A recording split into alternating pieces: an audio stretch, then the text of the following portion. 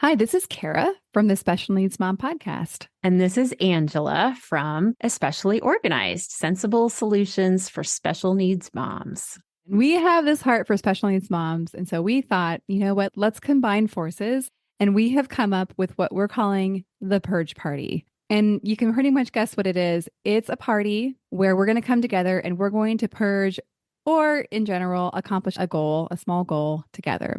So we have set this for January 27th, starting at 8 o'clock for my Pacific Coast people. Which means 11 o'clock for all of you on the East Coast. So this is an opportunity. If you have something on your to-do list that has just been stuck there and you are wanting to move it up on the list, you're wanting to tackle, maybe it's a space or an area of your home or a category in your home that has just needed a little time and attention. This is your opportunity for you to be online with us while you work and have access for us to help you answer your questions, help guide you, and just serve you for those 2 hours. Yeah, exactly. And I think you can tell like what we've designed is just this very high level of support for that project that you just haven't been able to tackle on your own. The thing that we are envisioning is that you get to leave this purge party feeling so accomplished because you did the thing. You started the year off getting that thing done that you were stuck on last year. And so it's a momentum builder, if you will. You can go ahead and sign up. We have a link ready for you. And we are offering this for $40 for the whole experience. Absolutely. And we hope you'll join us. I think it's going to be really fun. It's going to be a great group of moms of special needs kids. So we all get each other. We all have an understanding of what it's like to have something on our to-do list, but just we haven't been able to tackle it yet. So I hope that you will join us. We're super excited to bring this to you, and we are thrilled to work with you. All right. We'll see you all there.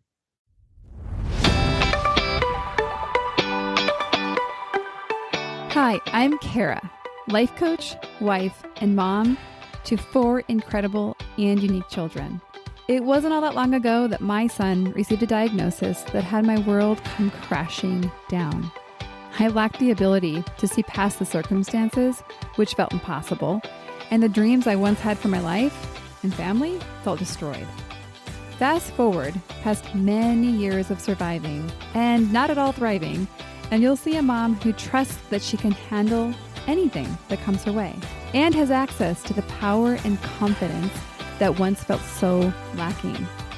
I created the Special Needs Mom podcast to create connection and community with moms who find themselves feeling trapped and with no one who really understands. My intention is to spark the flare of possibility in your own life and rekindle your ability to dream. This isn't a podcast about your special needs child. This is a podcast about you. If you are a mom who feels anxious, alone, or stuck, then you are in the right place. Welcome. Hello and welcome back to the Special Needs Mom podcast. My guess is that most of you are in full swing on the summer season, and I applaud you, and I am not quite there. My kids still have a week of school from when this episode will go live. Honestly, I'm thrilled about that. If you're feeling like summer is not going so well and you just feel like you've lost the structure of school, go back and listen to episode 89. It talks about summer, and I can't remember exactly the name of the episode. However, you can consider it a summer survival guide. But let's get into today's topic. Today, what I want to talk about is what I'm calling the drama of it all. And specifically, it's missing the drama of it all. It's me speaking to this weird phenomena where I found myself, and I'll get more into the details soon, but I found myself in this very, very perplexing and confusing state where I had 2 very conflicting emotions that honestly had me feeling a little, like something was wrong with me. So the goal of this episode is so that you leave this conversation saying, I'm not alone and nothing is wrong with me. I'm hopeful that it gives you words to kind of help summarize maybe some experiences that you have had as well, but maybe haven't been brave enough to speak out loud or even kind of formulated and fully developed yet. I think what happens is sometimes we have this little bit of awareness. It feels awkward or maybe it feels very uncomfortable. Like I said, what I'm going to talk about today is kind of confusing intellectually. And so therefore, I think sometimes we just tuck it away and think, I'm not going to deal with that right now. And so, like I said, the name of this episode is Addiction to the Drama of It All. And it speaks to the experience after everyone has gone home. The treatment is done. The ride is over. And you find yourself back in trying to adjust to this new normal, yet it doesn't feel normal at all. And so I'm actually going to break it up into 3 phases and to kind of identify what might happen or what you might relate to in each different phase. I want to give a quick recap of kind of the last 10-ish months for myself in case you are new to this podcast so that you have some context of what I have experienced and what I'm speaking to, and maybe you'll relate very closely to it, to actual surgeries and treatments. Maybe you'll relate more loosely, like your event might be just a diagnosis. And it might not be a diagnosis of a medical nature. It might be a diagnosis of a developmental disability. And so I want you to make sure that you don't other yourself and say, oh, I didn't have that, so I can't relate. I want you to actually find your story inside my story. And so as a quick recap, my son is now a 3-time brain tumor survivor. His first one back when he was 2. Last year, when he was 12, he had his second diagnosis and he had a major surgery in October. It was awful. It was absolutely awful. He had what was supposed to be like a 5 to 7 day hospital stay. We stayed for almost 3 weeks. A lot of things didn't go as they were supposed to. It was awful. And we were hopeful that that surgery would have allowed us to move on from the active brain tumor stage. It kind of did, but those tumors are pesky. Got to say that. They're back. And so this late winter, early spring, we have been doing more surgery and 6 weeks of proton beam radiation. So when I speak to kind of the before, during, and after, I'm really noticing the experience is very different each time around with all of the different events, but the process of recovery, and that's really what I have my eye on for you, is very similar no matter what the actual details of the events are. So the before time, this is the time where you know something's coming and you have time to prepare for it. So this is going to be where you're busy setting up appointments and schedules and making arrangements if you have other children or if you have a work situation and career. This is kind of, I love this time. Love is actually not the right word. This time is time where I feel very activated. I feel very busy. I allow my lovely desire to control things. I allow it to bloom. And I feel like I'm really good at this part. I'm really good. I was a project manager in my former life. And so I feel like I can get my ducks in a row. I can project and I can plan, and yay, that's awesome. And it's filled with nerves and anticipation and worry and fearful. And it's also filled with kind friends and family who are there with you, wondering how it's going to go, wondering what will be, wondering how they can fit in, how they can help. And it's a wonderful time. I want you to also note that you might skip this step. You might have a quick and sudden diagnosis where you had no ability to see it coming. This would apply if your child was born with their disability and you weren't expecting it. So let's move on to the during stage. This is the part where you're in the active intensity of a we'll just call it an intense season. So this is when your child's in the NICU. This is when somebody else in your family has had a major event and it changes the structure of support that you have. This is when there's surgery. This is when there's treatments. This is when there's a new diagnosis. Even if you are already trekking along with an existing diagnosis, this is when you get a new diagnosis that you're actively in we don't know what's happening. We all know it may be hard. I was going to say not good. We, in some cases, will know this is not good. This is not ideal that my son is back in the hospital. And so you can imagine, I kind of say that with a little bit of lightness, but this is the time where we are deer in the headlights. Oh my gosh, all I can do is survive. This is intense and hard. I'm lucky if I get a shower type of time. Now, that's going to be on the extreme end. However, for some of you that have very long NICU stays, I mean, I have people in my circle that have had year-long plus NICU stays. That kind of becomes your normal. And so you have to kind of recognize that these seasons can be very short. They can be one day or they can be a year. I think something to notice about the during stage is that people around us rally. This is the part where people offer to bring meals. People offer to pick our other kids up from school. People offer and send gift cards on Venmo and all the things. They wonder and they ask, how's it going? And then they listen. This is the part where people are saying they're praying for you and that you're constantly in their thoughts. Okay? And then at some point, that time ends and we have the after part. Now, the after part looks very different to other people than it does to us. But this is the part where you go home from the hospital. It's somewhat of a winding down. It is where we can actually kind of set down our weapons, if you will, and recognize, okay, everybody for the moment is safe.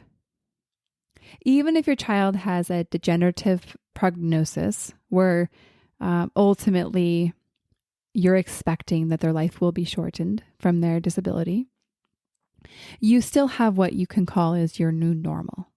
I hate that word, but you get what I'm saying. This is where it's like our everyday life. When we're not in that season of extreme.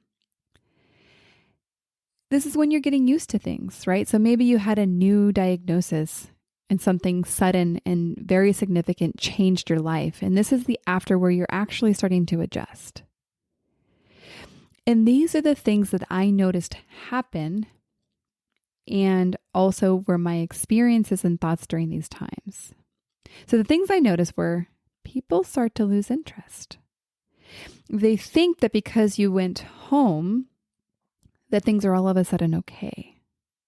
Or they think that because time has gone by, you're now used to this new diagnosis. Let's say if you were not out of your home, they think that, oh, now it's just, okay, well, that was a couple weeks ago, a couple months ago. You're probably okay now, right? Support starts to wear off. This might be when your meal train has ended. Nobody's bringing meals anymore. You might even think, I should be just fine now. So you start to think you need less support. You start to miss the things that you were desperate to get away from. This is the part where the really complex and confusing experiences come in place. Because you were desperate to leave the hospital. You might even go as far as to say you hate the hospital. Yet you find yourself missing it and almost recalling the experience of being there with a longing. And it's very weird because you're like, that was awful. Why would I ever think that I want that again? And so this is when your mind starts to kind of think, okay, something seems off here. This is also the time when your body is starting to unwind from the trauma. And what a lot of us don't realize is when we are all of a sudden in an experience when we are in that fight, flight, freeze stage, right? This is just our natural nervous system response to when things are happening that we feel like could be a threat to our life or the life of our child. We go into this fight, flight, or freeze. When we ramp up to that, it's actually like a bell curve. If you picture a bell curve, right? A bell, you have to ramp up to that. So you have to go through the stages to get there. And then to come down, you actually have to go back down through. So depression is very common in this stage. A lot of really awful feelings are common in this stage. Disconnection, not engaged in things that you normally like. This is when you start to shift out of just having that wonderful numb feeling. And I say that actually intentionally, where you actually just get to experience something, but you don't have to feel the full weight of the impact of it. This is what starts to leave in the after stage. And you start to think about future. And you start to have to become really vulnerable again to actually be able to process the emotion of what just happened. And so what I want to put words to is recognizing what is actually happening during this stage. What actually is happening is that when you were in perhaps the before and during stages, you felt very cared for. You felt very connected. You believed that people wanted to know how you were doing, and you knew that people realized you needed help because they were offering help without you even asking. So here's the thing, the really key thing. You don't actually miss the thing. You miss how you felt during the thing. And remember, the thing could be the event. It could be the diagnosis, the hospitalization, the NICU stay, the emergency, whatever the thing might be. So if you've ever had the thought, something might be wrong with me, that I would want that again, that you almost liked it, that you miss it, you're not alone. Because remember, you don't miss the thing. The thing was awful. What you miss was how you felt during the thing. So, there's a lot of good news here. When we recognize that we like those feelings, when we can actually look back at that season, even when it was awful, and we can actually have gratitude for those parts of it, for the parts of it that people showed up at. We don't have to have gratitude for the whole thing. We can isolate little bits and pieces that actually carried us through, and we can be profoundly grateful for those and those alone. The other thing here is where you actually get to tap into your power again. So many of us come out of these experiences feeling helpless, feeling alone, feeling hopeless. And I think it's because we feel like, okay, well, like clearly I don't want to go back in the hospital again or go have another surgery. And I'm saying but really it's my child experiencing it, me experiencing it as his mother. And so we feel trapped because we're like, well, I definitely don't want to go back there, but I want to feel that way again. When we learn to actually separate the experience from our relationship to the experience, and I'll elaborate on this, we get our power back.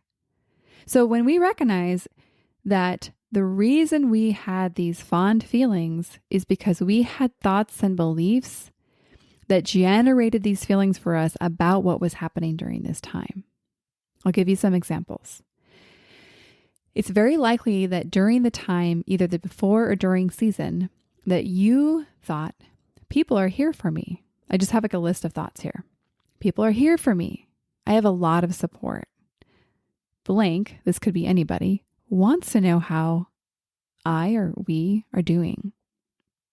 I didn't have any idea that so many people cared about me.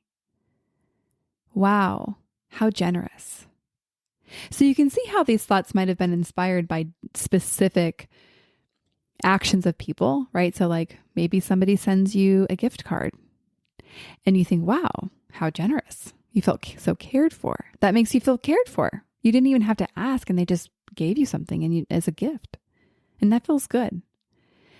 And so when you recognize that these thoughts are the thoughts that you generated as a result of what happened, no longer do you have to have the thing that happened. You can actually generate these thoughts now. You can actually generate the belief that people are here for you now in this after season. You can actually tap into the belief that, oh, I actually still have all the support I had then. You might decide, oh, wow, I might need to communicate my needs differently, or I might actually need to own my own needs, and I might need to make requests instead of assuming people know what I need. But do you see how if you actually step into the awareness of what was it that you specifically believed and maybe left behind as you transitioned from the during stage to now the after stage, there's magic there for you. And when I say magic, what I mean is there's really life pivotal and forming thoughts that you can recognize that you can actually generate on purpose. So during the during stage, you were just doing this on accident. You weren't even trying to do this. It was just kind of your default. You found yourself in this place. And so what we can do when we create this kind of awareness, we can see something that we did just on accident, that it just happened. We can recognize how it worked and how we understand it. And then we can apply it on purpose with intention. This is where we get into actually you have to practice something. And we're not going to necessarily go into that on this episode, but I want to just recognize that in this after stage, which my guess is that many of you are in or have passed through, that if you find yourself feeling alone, feeling maybe like nobody understands, or maybe even feeling some hopelessness. First off, you're not alone. And that the good news here that I want you to leave with is that if you've ever felt supported and cared for and connected, that you have 100% opportunity to feel that way again. And you don't have to go back to that really horrible time to create that. And so you see why I call this the addiction to the drama of it all. Because it's almost like we're so used, I don't know, I found myself like the energy of the rallying of all the things. I found myself like, I really like that. I really like turns out I really like feeling cared for. And when you recognize the thing that you actually liked, of course I want to be addicted to that. Yes, I want to always want more feeling cared for. And I can create that on purpose. That's a very good thought to me. And so we're going to wrap this episode here. And I would love to hear from you and hear your thoughts and hear what you experienced in the before, during, and after stages. What would you add? Is there anything that you notice about yourself that I didn't mention on this episode? Let's talk about it over on the old Instagram. It's a really fun way just to be able to dialogue about your experience, sharing your story with me. I absolutely love it. So feel free. All of my information is easily found in the show notes, and we will see you on the next episode. I hope you're having a good summer. See you then. One more thing before we officially wrap up this show. Sometimes when I'm listening to podcasts, I have the experience of wanting more. I'm listening at the very end thinking, I sure wish that episode didn't end. I invite you, if you feel in any way the same way, I invite you to the Special Needs Mom podcast community, which is a free group that I host on Facebook, where we as a community of fellow moms who listen to this podcast and are experiencing life in similar shoes get to talk to one another, get to share stories, get to actually interact. I hope you'll consider joining. See you over there.